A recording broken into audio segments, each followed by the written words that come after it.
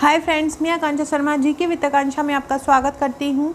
आज हम मेंस का जो है 36वां भाग पढ़ने वाले हैं और मेंस के 36 जो हमारा एमपीपीएससी मेंस का क्रैश कोर्स चल रहा था, एमपीपीएससी क्रैश कोर्स की हमारी एम सीरीज़ चल रही है और प्री क्रैश कोर्स के लिए पी सीरीज़ चल रही है। ये दोनों ही सीरीज़ बहुत इंपॉर्टेंट है। अगर आपने इसके वीडियोस नहीं देखे हैं तो आप हमारे चैनल के प्लेलिस्ट में जाकर देख सकते हैं। आज मैं आपको मैराथन पढ़ाने वाली हूँ। प्राचीन इतिहास के 35 3 मार्कर हम एक साथ करेंगे और ये 3 मार्कर जो मेरा मेंस का पैकेज है उसमें आपको ये 3 मार्कर मिल जाएंगे। तो चलिए स्टार्ट करते हैं। पहला क्वेश्चन है पुरापाषाण युग। पुरापाषाण युग के बारे में हमको बताना है। तो पुरापाषाण युग मतलब पाषाण मतलब होता है पत्थर का, तो पुरा मतलब पुराना, तो प्राचीनतम पत्थर का जो युग है वो पुरापाषाण युग कहलाता है। इसका समय कब से कब तक है? 3 लाख वर्ष ईसा पूर्व से 8000 ईसा पूर्व तक है। और इसके बारे में अगर हम बोलेंगे पुरापाषाण युग के बारे में अगर हमें कोई जानकारी और लिखना हो तो इस युग में मानव जाति के पूर्वजों ने भारतीय उपमहाद्वीप में रहना शुरू किया था।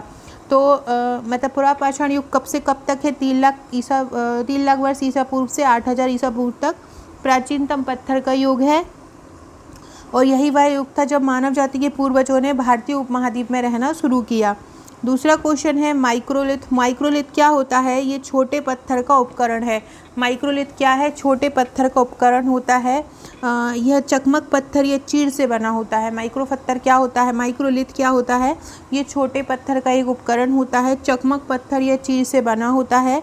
इसका समय लगभग 35,000 से 3,000 साल पहले तक बताया जाता है। अगला है नवपाषाण युग। नवपाषाण युग क्या होता है? तो तीसरा या अंतिम पाषाण युग जो होता है, जब पत्थर का काल चला था तो जो सबसे नया था उसको हम नवपाषाण युग बोलते हैं और ये तीसरा या अंतिम पाषाण युग था। ये कौन सा था? तीसरा या अंतिम पाषाण युग था।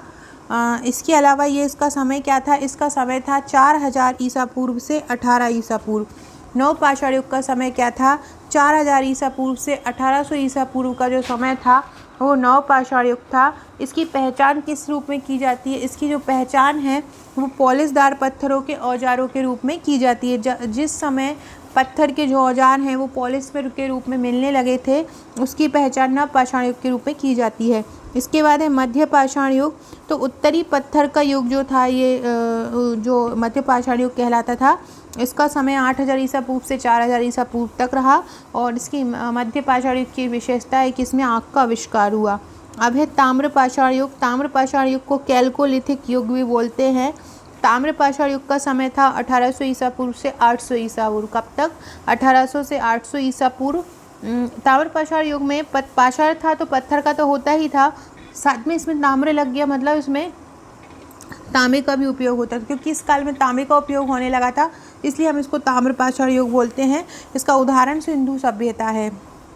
अगला क्वेश्चन है प्राक इतिहास काल किसे कहते हैं? तो वह काल जिसके बारे में हमें कोई लिखित प्रमाण नहीं उपलब्ध होता है। तो वैसा वह काल जिसके बारे में हमें कोई लिखित प्रमाण उपलब्ध नहीं है प्राक इतिहास काल कहलाता है। अगला है प्रथम मानव जीवाश्म प्रमाण। तो अब अफ्रीका में मिले हैं। अफ्रीका को मानव जाति का पालना कहते हैं।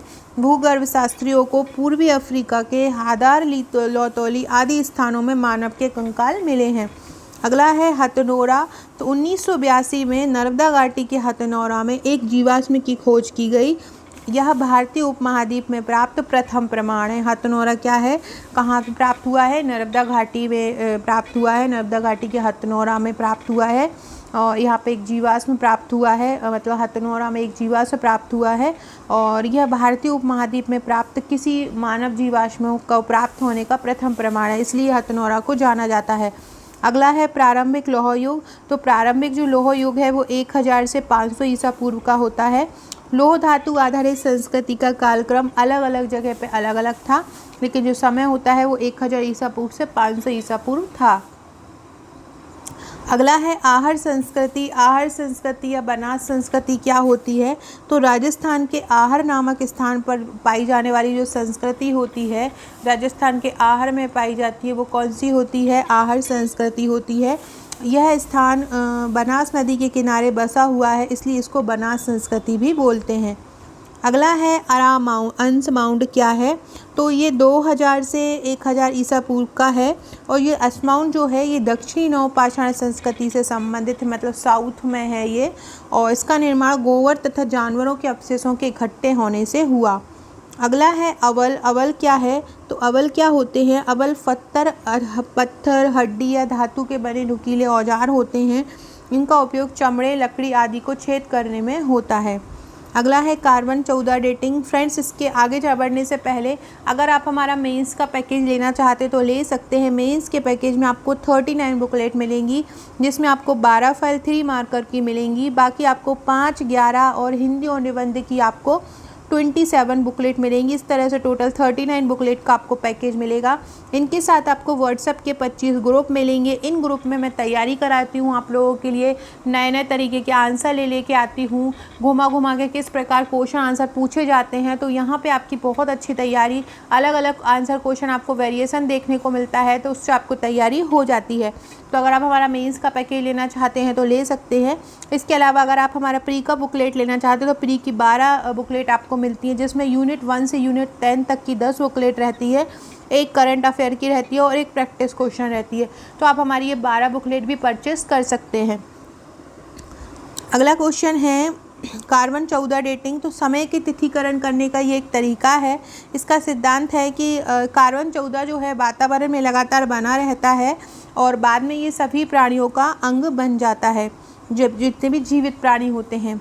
गंडासा क्या है, गंडासा प्रारंभिक पुरापाषाण युग में बना हुआ एक औजार होता है। गंडासा क्या है, प्रारंभिक पुरापाषाण युग में बना हुआ औजार होता है। इसका प्रयोग काटने में और बटिया पर काटने में होता है और बटिया पर इसको बनाया जाता है। अगला है विदारक। विदारक क्या है, प्रारंभिक पुरापाषाण युग का बना एक औजार होता है विदारक, और चौड़ी रुखानी जैसा इसकी धार होती है और 2 बड़े सल्कों के मिलने से विदारक बनता है।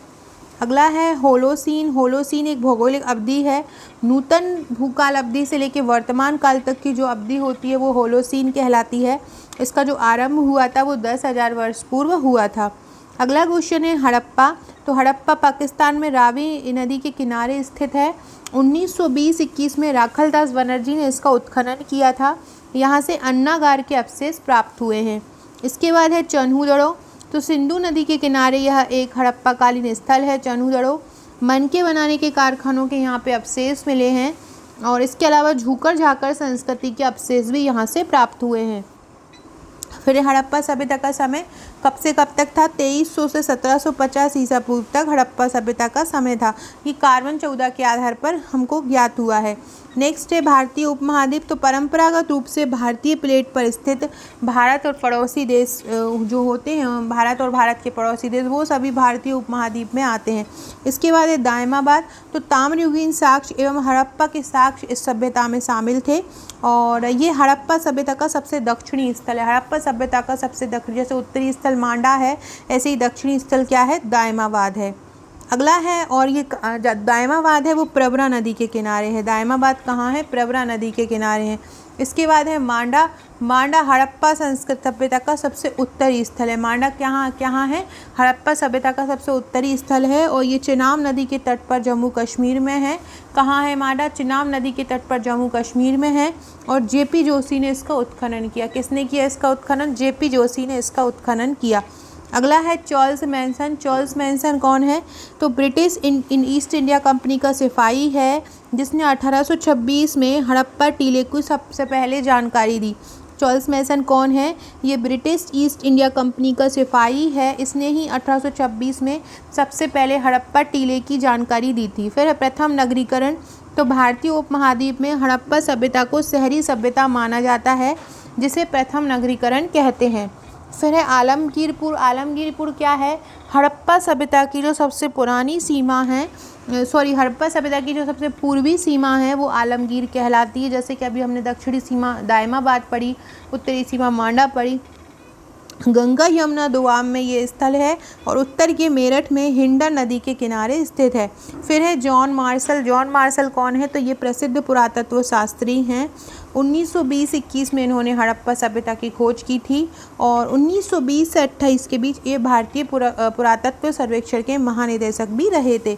कोई भी 2 पॉइंट आप वहाँ पे लिख सकते हैं। नेक्स्ट है सुरकोटडा। सुरकोटडा में घोड़े के अवशेष प्राप्त हुए हैं यहाँ से। गुजरात के कच्छ में स्थित ये एक हड़प्पाई स्थल है। यहाँ पे अग्निकांड के साक्ष्य भी मिले हैं। फ्रेंड, डिस्क्रिप्शन बॉक्स में टेलीग्राम और व्हाट्सएप ग्रुप की लिंक मिल जाएगी, आप वहाँ ज्वाइन जरूर हो जाइएगा। नेक्स्ट है राखीगढ़ी, हरियाणा के हिसार ज़िले में है। हड़प्पा सभ्यता का सबसे विशालतम नगर है राखीगढ़ी और यहाँ पे परिपक्व प्राक हड़प्पा के अवशेष मिले हैं। फिर है सप्त सैंधव क्षेत्र। तो वर्तमान कश्मीर, पाकिस्तान, पंजाब और पाकिस्तान में विस्तृत जो क्षेत्र है वो सप्त सैंधव क्षेत्र कहलाता है। इस क्षेत्र में 7 नदियाँ बहती हैं जिसके कारण ये सप्त सैंधव कहलाया। नेक्स्ट है हड़प्पाई लिपि। हड़प्पा की जो लिपि होती है वो भाव चित्रात्मक होती है। इसकी लिखावट दाईं से बाईं होती है और इसमें 64 मूल चिन्ह होते हैं। नेक्स्ट है दिलमुन। तो हड़प्पा वासियों का ये एक व्यापार स्थल होता है दिलमुन। इसका समीकरण वर्तमान बहरीन से इसकी तुलना की जाती है और ये एक महत्वपूर्ण व्यापार स्थल है।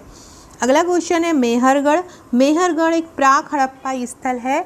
इसके अलावा यहाँ से कृषि के साक्ष्य मिले हैं। बलूचिस्तान प्रांत में मेहरगढ़ स्थित है। फिर है कुनाल। कुनाल कहाँ है? यह हरियाणा में स्थित एक हड़प्पाकालीन स्थल है कुनाल और यहाँ से हाथी के कपालखंड और चांदी के मुकुट मिले हैं। अगला क्वेश्चन है लहुरा देव। तो उत्तर प्रदेश के संत कबीर जिले में स्थित पुरातात्विक स्थल जो है वो लहुरा देव कहलाता है। 9000 BC के चावल उपजाने के अवशेष यहाँ से मिले हैं। क्या मिले हैं? 9000 BC के चावल उपजाने के अवशेष यहाँ से मिले हैं। फिर है मोहनजोदड़ो। मोहनजोदड़ो का अर्थ होता है मृतकों का टीला और ये पाकिस्तान के लरकाना ज़िले से इसके अवशेष प्राप्त हुए हैं और अन्नागार और स्नानागार के अवशेष भी यहाँ से प्राप्त हुए हैं। अगला है अलेक्जेंडर कनिंघम। तो ये ब्रिटिश इंजीनियर व पुरातत्वविद हैं। इन्हें भारतीय पुरातत्व जो विज्ञान है उनका पिता कहा जाता है। अगला है यूरोपीय भाषा परिवार। तो भारतीय तथा यूरोपीय भाषा का जो समूह है वो यूरोपीय भाषा परिवार कहलाता है। ये विश्व का सबसे बड़ा भाषा परिवार है और इसकी जननी जो है संस्कृत है। सो फ्रेंड्स, ये थे हमारे 35 क्वेश्चन मैंने करवा दिए हैं। अगले क्वेश्चन के लिए मैं नेक्स्ट वीडियो फिर लेके आऊँगी। वीडियो अच्छा लगे तो लाइक शेयर ज़रूर कीजिए, चैनल को सब्सक्राइब कीजिए, वीडियो अच्छा लगे और कमेंट कीजिए। Okay friends, thank you.